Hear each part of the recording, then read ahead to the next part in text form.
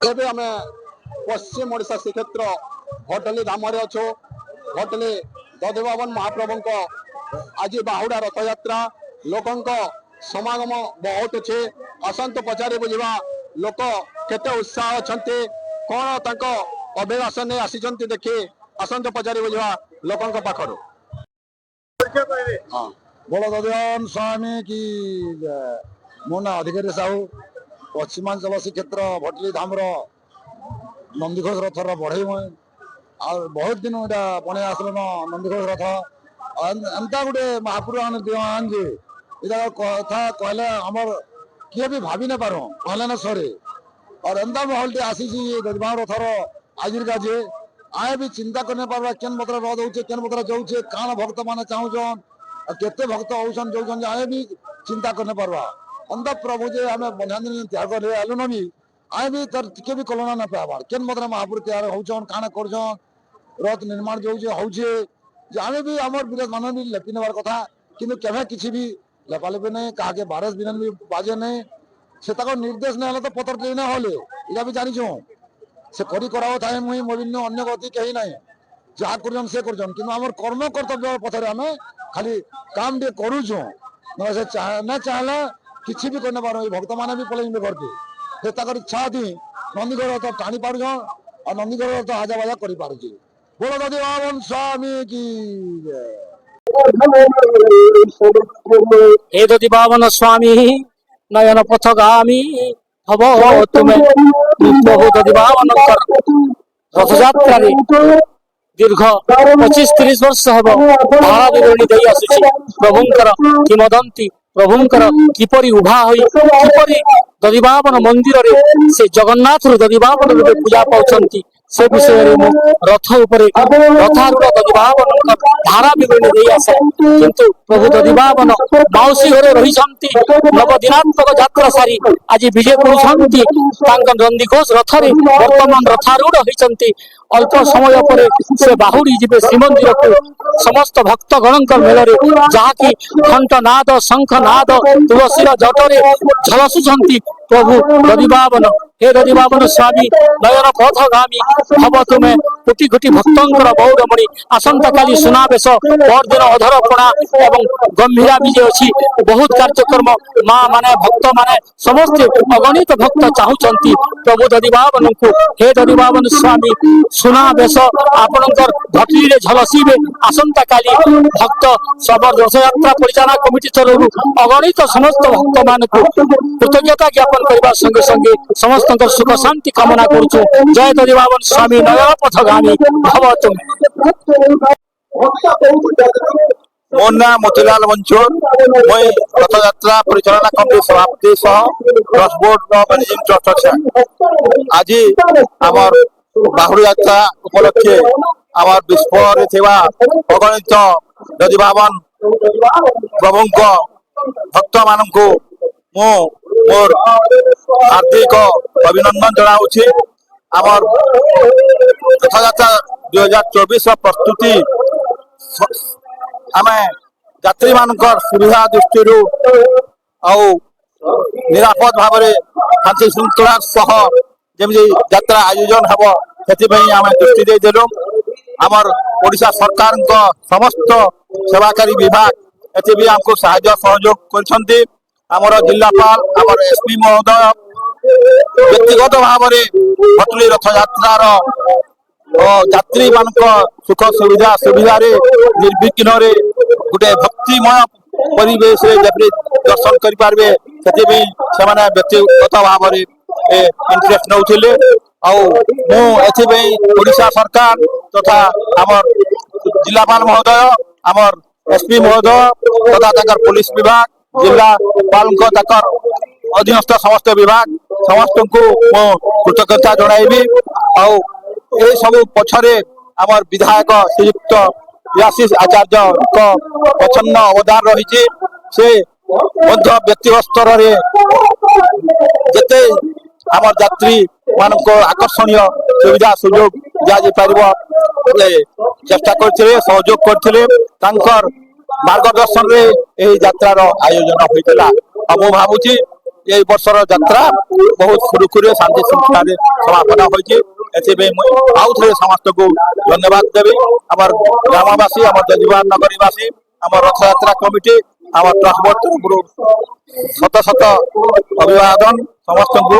ଆଉ ଆଗାମୀ ବର୍ଷରେ ମଧ୍ୟ ଆମେ ସେଇ ସହଯୋଗ ରହିବ ବୋଲି ଆଶା କରୁଛୁ। ଜୟ ଜଗନ୍ନାଥ, ଜୟ ଜଗନ୍ନାଥ।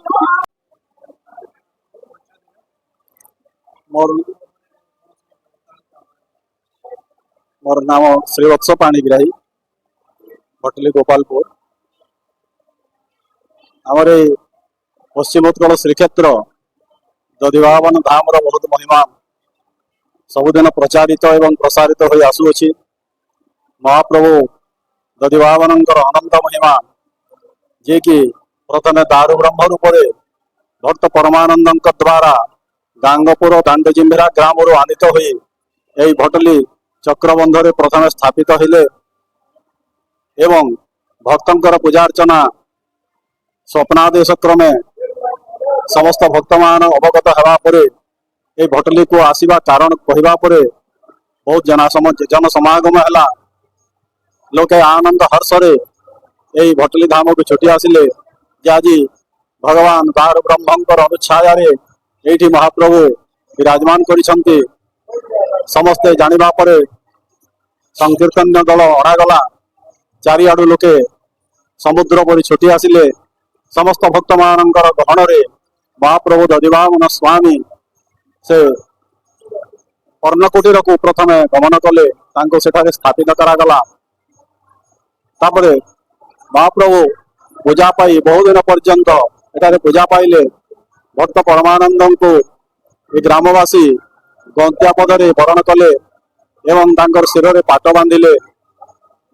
କିଛି ଦିନ ପରେ ଆମର ସମ୍ବଲପୁରର ବଳିୟାର ସିଂ ରାଜା এই সমস্ত সম্বাদ পাই মহাপ্রভুঙ্কর ভক্তিরে অভিভূত হয়ে এই ভটলি ধামকে ছুটি আসিলে এবং সমস্তঙ্কর ব্যবস্থা দেখি ভক্ত পরমানন্দଙ୍କ দ্বারা সাধু সেবা, বৈষ্ণব সেবা, অতিথি সেবা, ব্রাহ্মণ সেবা এই সমস্ত দেখি সদাবরত বৌলি নামরে সদাবরত জমি তাଙ୍କୁ এই ভটলি মাটিরে অর্পণ কলে, ଯାହାକି ଭଟଲିର ପଶ୍ଚିମ ଦିଗରେ সেই ସଦାବରତ ଜମି ବର୍ତ୍ତମାନ ସୁଦ୍ଧା ମହାପ୍ରଭୁଙ୍କର ପୂଜା ସେବାରେ ଲାଗି ଆସୁଅଛି। ସେ ଜମି ଟଙ୍କା ଉପାର୍ଜନ ହୁଏ ଏବଂ ସେଇଠାରେ ତାଙ୍କର ଇଷ୍ଟଦେବୀ ମା ଭଗବତୀ ବାଉତୀଙ୍କୁ ସ୍ଥାପନ କରି ଭଣ୍ଡାର ରକ୍ଷିଣୀ ହିସାବରେ ସେ ପୂଜା କରୁଥିଲେ।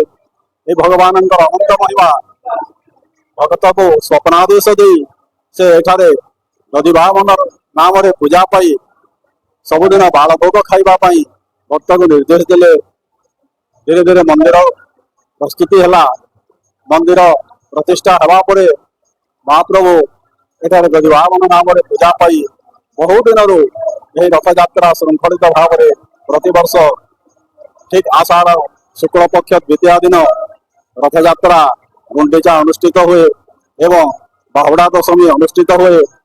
ଏଠାରେ କିଛି ବର୍ଷ ପୂର୍ବରୁ ଭକ୍ତଙ୍କର ସମସ୍ତଙ୍କର ଆବେଦନ ଏବଂ ଭକ୍ତଙ୍କର ଭାବ ବିହଳ ପରିସ୍ଥିତି ଦେଖି ମହାପ୍ରଭୁଙ୍କର ସୁନାବେଶ ଅନୁଷ୍ଠିତ ହୋଇ ଆସୁଅଛି। ତାପରେ ଅଧରପଣା ମଧ୍ୟ ଦ୍ୱାଦଶୀ ଦିନ ପାଳନ କରାଯାଉଛି। ବହୁ ସଂଖ୍ୟାରେ ଅଗଣିତ ଭକ୍ତ ଏହି ଯାତ୍ରାକୁ ଉପଭୋଗ କରିବା ପାଇଁ ଏବଂ ମହାପ୍ରଭୁ ଅନନ୍ତ କୋଟି ବ୍ରହ୍ମାଣ୍ଡର ମାଲିକ ଦଧିବାମନ ସ୍ୱାମୀଙ୍କ ଦର୍ଶନ କରିବା ପାଇଁ ସମୁଦ୍ର ପରି ଛୁଟି ଆସୁଛନ୍ତି। ସମଗ୍ର ଭଟଲି ଜନାକୀର୍ଣ୍ଣ, କୌଣସି ଜାଗାରେ ଚାପି ଗଲିବା ମଧ୍ୟ ଜଣାପଡ଼େ ନାହିଁ। ଏତେ ଭିଡ଼ ଭଟକା ମଧ୍ୟରେ ସମସ୍ତ ପୋଲିସ ପ୍ରଶାସନ ସମ୍ପୂର୍ଣ୍ଣ ସହଯୋଗ କରନ୍ତି। ଆମର କଲ୍ୟାଣ ସମିତି ସେମାନେ ସାହାଯ୍ୟ କରନ୍ତି, ସ୍ୱେଚ୍ଛାସେବୀ ଅନୁଷ୍ଠାନ ମାନେ ସାହାଯ୍ୟ କରନ୍ତି, ବୈଦ୍ୟୁତିକ ବାହିନୀ ସେମାନେ ସମସ୍ତେ ସହଯୋଗ କରନ୍ତି। ଚାରିଆଡେ ଲାଇଟ୍ ବ୍ୟବସ୍ଥା କରାଯାଇଛି। ବାଦ୍ୟକାର ଗୋଷ୍ଠୀ ଯେ ଯେଉଁ ଚାର୍ଜରେ ଅଛନ୍ତି ସମସ୍ତେ ନିଜ ନିଜ କର୍ତ୍ତବ୍ୟକୁ ଏଠାରେ ନିଭାଉଛନ୍ତି। ସମସ୍ତେ ସ୍ୱେଚ୍ଛାରେ ସମସ୍ତେ ଲାଗିଛନ୍ତି ମହାପ୍ରଭୁ ପରମ ବ୍ରହ୍ମ ଦଧିବାମନଙ୍କର ଚରଣ ସେବା କରିବା ପାଇଁ। ଏଣୁ ଏହି ଧାମ ଅନନ୍ୟ ଧାମ। ଏଠାରେ ମହାପ୍ରଭୁଙ୍କର ପ୍ରତିବର୍ଷ ରଥରେ ରଥ ଛୁଆ ହୋଇ ଶିଶୁମାନଙ୍କର ତାଙ୍କର ସମସ୍ତ ଦୁଃଖ ହରଣ କରିବା ପାଇଁ ଭଗବାନ ତାଙ୍କୁ ବାଳ ମୁକୁନ୍ଦ ରୂପରେ ଦର୍ଶନ ଦିଅନ୍ତି ଏବଂ ଶିଶୁମାନଙ୍କର ସହିତ ସେ କ୍ରୀଡ଼ା କରନ୍ତି। ଏଣୁ ଏ ଅନନ୍ୟ ପରମ୍ପରା ଆମର କେବଳ ଭଟଲିରେ ହିଁ ପାଳିତ ହୋଇ ଆସୁଅଛି।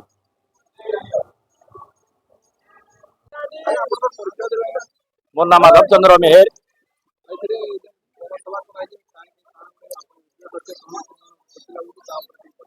ଆଜି ପବିତ୍ର ବାହୁଡ଼ା ଯାତ୍ରା ଉପଲକ୍ଷେ ଦଧିବାବନଙ୍କ ରଥଯାତ୍ରା ଆଜି। ତେଣୁ ଆଜି ଲକ୍ଷ୍ମୀ ଫର୍ଣ୍ଣିଚର ତରଫରୁ ସୁସ୍ୱାଦୁ ପାନୀୟ ଜଳର ବ୍ୟବସ୍ଥା କରାଯାଇଛି। ସୁସ୍ୱାଦୁ ପାନୀୟ ଜଳ, ମିଠା ପାନୀୟ ଜଳର ବ୍ୟବସ୍ଥା କରାଯାଇଛି। ବହୁତ ଖୁସି ଲାଗୁଛି ଦଧିବାବନ ସ୍ୱାମୀଙ୍କର ଆଶୀର୍ବାଦରୁ ଆଜି ବିଗତ 7 ବର୍ଷ ହେବ এই পানীয় জলের ব্যবস্থা করে আসুଅଛୁ।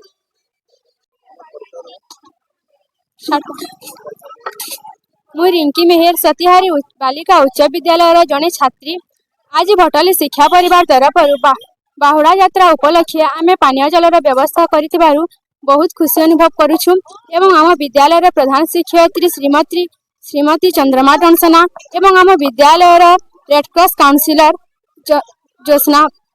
ଜ୍ୟୋତ୍ସ୍ନାମୟୀ ମହାନନ୍ଦ ଆମକୁ ମାର୍ଗଦର୍ଶନ କରାଇଛନ୍ତି ଏବଂ ଆଜି ବହୁତ ଗ୍ରୀଷ୍ମ ମଧ୍ୟ ବହୁତ ଖରା ମଧ୍ୟ ଅନୁଭୂତ ହେଉଛି ଏବଂ ଆମେ ପାନୀୟ ଜଳର ବ୍ୟବସ୍ଥା କରି ଆମେ ବହୁତ ଖୁସି ଅନୁଭୂତ କରୁଛୁ। ମାନେ ଦେଖୁଥିଲେ ପଶ୍ଚିମ ଓଡ଼ିଶାର ଶ୍ରୀକ୍ଷେତ୍ର ଦଧିବାବନ ମହାପ୍ରଭୁଙ୍କ ବାହୁଡ଼ା ରଥଯାତ୍ରା। ଏଥିରେ ଯେତେ ଲୋକଙ୍କ ସମାଗମ ଯାହା ସବୁ ଥିଲା ଆପଣମାନେ ଦେଖୁଥିଲେ। ଭଟଲିରୁ ଅଭିମନ୍ୟୁ ପ୍ରଧାନଙ୍କ ରିପୋର୍ଟ, ଜାଗ୍ରତ ଭାରତ ନ୍ୟୁଜ୍।